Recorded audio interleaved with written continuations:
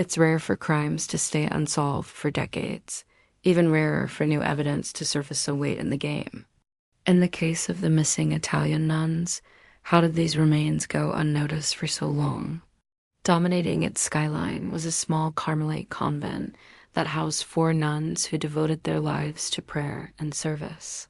Life in San Bravino moved at a slower pace, a place where tradition and faith intertwined to form a comforting rhythm for the villagers. Then does this recent discovery open up new avenues in solving this case, or will it lead us down a dangerous path?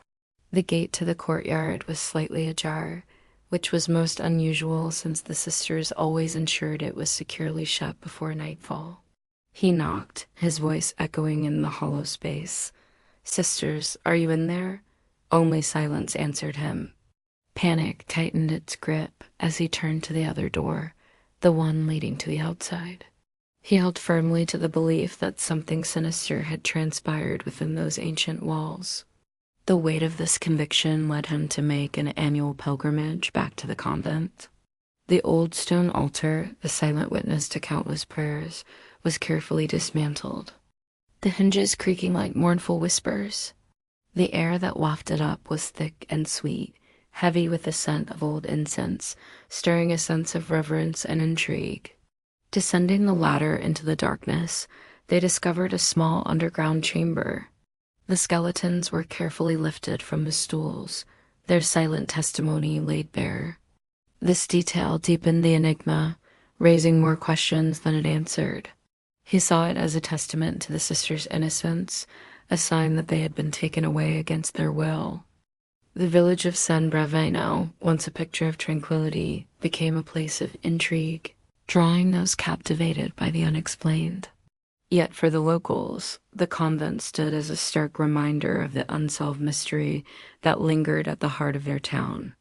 I would love to hear your theories in the comments section below. Let's continue to pray for the repose of their souls.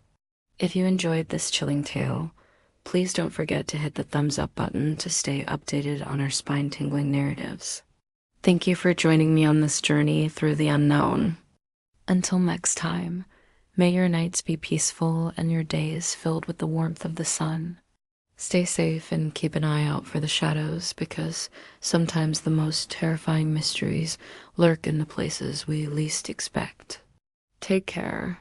His belief in their purity unwavering, he continued to visit the site, now a place of somber remembrance. As news of the discovery spread, a wave of speculation washed over the nation. Theories abounded, each attempting to explain the grim tableau that had been unearthed. The recent discovery of the remains beneath the chapel floor has reopened old wounds, stirring emotions that had begun to subside. While the physical evidence remains elusive in providing answers, one thing is clear: the story of the 4 vanished nuns from San Bravino is far from over. Some whispered that the sisters, driven by fanatical devotion, had willingly entombed themselves in a final act of religious fervor. Others spoke of an ancient burial ritual, linking the case to obscure historical practices. Fear mingled with morbid fascination as locals flocked to the village, eager to catch a glimpse of the site. In the surrounding stone walls were carved several Latin phrases. One read, "Help me, O Lord, for my persecutors are strong." Another, "I am troubled. Make no mistake," implying a plea for divine intervention against those who might do them harm. These inscriptions hinted at a desperation, a silent outcry trapped within the confines of the stone chamber. The faint light filtering through a crack in the ceiling illuminated a scene that was both startling and profound. As workers cleared away the debris, something unexpected revealed itself. Beneath the altar, concealed from view for centuries, was a trapdoor. Its presence a mystery, marked by nothing more than a simple iron ring set into the stone. Curiosity sparked, the workers felt the cool stone beneath their hands, realizing they had stumbled upon a secret long forgotten. Each year on the anniversary of their disappearance, he would return, his steps heavy with both sorrow and resolve. He would light candles in the darkened chapel, their flickering flames reflecting in his aged eyes. And lying on the stools were the skeletons of 4 women. Each figure was frozen in a kneeling position, their hands clasped together as if in the middle of a prayer. The sight was both eerie and solemn, a macabre tableau from a bygone era. He refused to let the memory of the sisters fade, ensuring their story remained alive, however faintly. It too was bolted. The realization dawned on him. Something was terribly wrong. Vines crept up its walls, intertwining with the stories etched in its stones. The chapel fell into disrepair, the altar crumbling and the pews succumbing to the relentless march of time. It was as if the very building itself was in mourning, locked in a perpetual state of remembrance. The thought of harm befalling the peaceful nuns sent shockwaves through him. With growing urgency, he called out to them. His voice shaking with concern, he waited, hoping for a response, but only the wind stirred. Concern etched lines on his face as he stepped closer, the sound of his footsteps echoing in the eerie silence. The absence of the sisters created a void in the community. Days turned into weeks, the search expanding, yet providing no answers. Theories swirled through the town, each more speculative than the last. Some whispered of the sisters having run away, escaping the confines of the convent life. Others spoke of the forest's ancient spirits claiming their souls. Fear mixed with uncertainty hung heavy in the air, casting long shadows over San Bravino.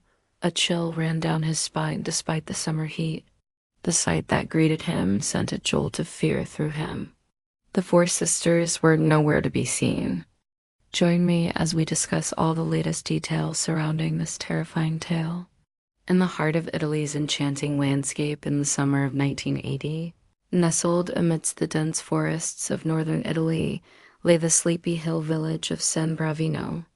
As the sun rose each morning, the 4 sisters began their day with early prayers, their voices echoing through the old stone convent.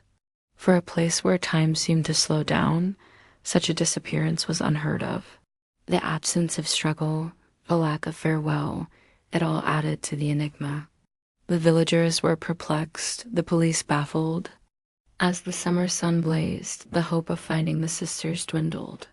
The case grew cold, becoming a haunting memory in the hearts of the villagers. Sister Clara, the eldest at 68, had dedicated over 40 years of her life to the convent. Her quiet wisdom was a source of strength for the community. Sister Miriam, 53, brought a warm heart and a gentle touch to their daily routines.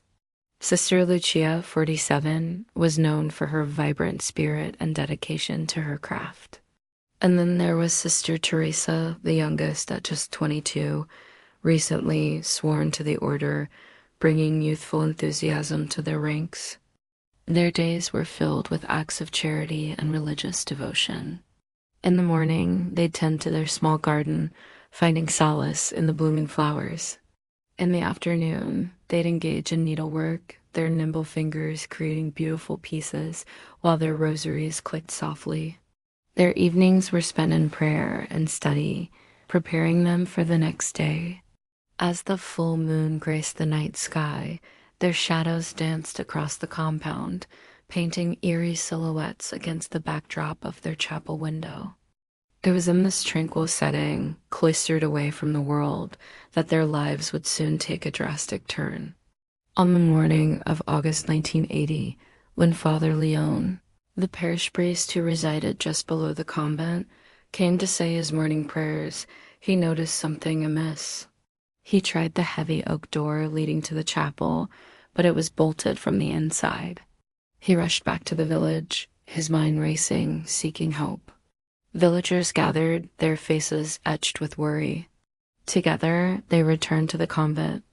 The sturdy stone convent stood as a silent sentinel, its secrets hidden behind its thick walls. In the years that followed, Father Leone refused to accept the notion of abandonment. For decades, the convent stood abandoned, its windows vacant eyes staring blankly into the distance.